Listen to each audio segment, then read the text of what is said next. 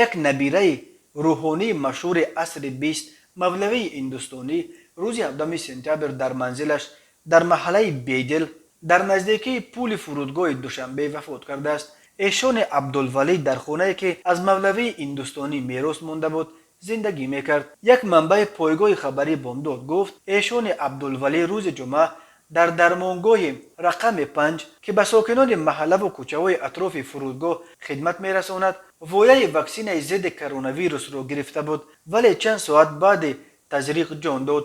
او گفت از بس که متخصص نیست تشخیص دادن نمیتواند که آیا یگان اسارت واکسن علت مرگ نبیره مولوی هندوستانی شده است و یا مرگ او بعد تزریق یک امر تصادف بود.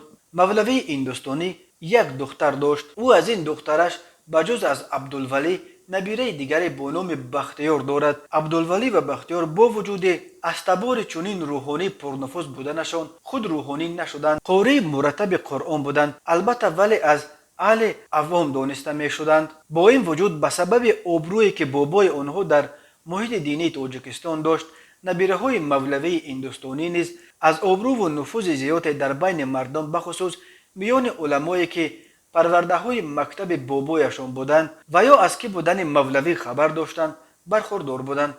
نقل کرد همصحبت بامداد. قاری محمد جان رستموف معروف به مولوی هندوستانی سال 1982 در دهه چهارباغ در کنار شهر قوقند در وادی فرغانه به دنیا آمده. در 14 سالگی قرآن را در نزد قاریان مشهور قوقند حفظ کرد. از سن 16 در بخارا، مزار شریف و جلال آباد افغانستان و اجمیر هندوستان تعلیم را ادامه داده. از جمله 10 سال در مدرسه عالی عثمان یجمیر تحصیل نموده صاحب شهادتنامه تحصیلات عالی اسلامی شده است. در عموم تقریبا 20 سال عمر او صرف تحصیل در افغانستان و هندوستان شد. مولوی هندوستانی سال 1928 به حج رفته، سال 1930 به زادگاهش برگشت. در این مدت امارت بخارا سقوط کرد و دولت شوروی روی کار آمد.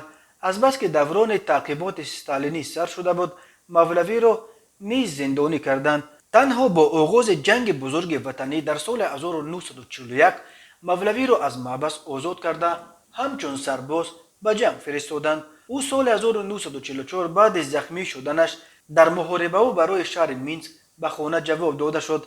مولوی یک مدت در روسیه ماند، ولی بعد آنکه دیگر باره زندانش کردند او در عموم در دوران استالین 10 سال را پشت پنجره به سر برده. سال 1955 الکی بعد مرگ استالین مورد عفو قرار گرفته آزاد شد و به دوشنبه آمد. خود مولوی هندوستانی در مورد زندانی شدنش میگوید من 3 بار زندانی شدم به جرم اینکه گویا برخلاف دولت در بین مردم تشویق کرده باشم. در مراتبه اول 1 سال و در مراتبه دوم 3 سال و در مراتبه سوم 25 سال دادند. مولوی در دوشنبه تا آخر عمر در محله در نزد شولکمبینات زندگی میکرد. او در دوشنبه به طور مخفی یکی از بزرگترین تعلیمگاه علوم دینی را در خانه‌اش برو انداخته بود و اکثر علمای تاجیکستان از جمله دامولا حکمت الله تاجیک‌آبادی، ایشان سید اشرف، سید عبدالله نوری، ایشان نوریدین جان،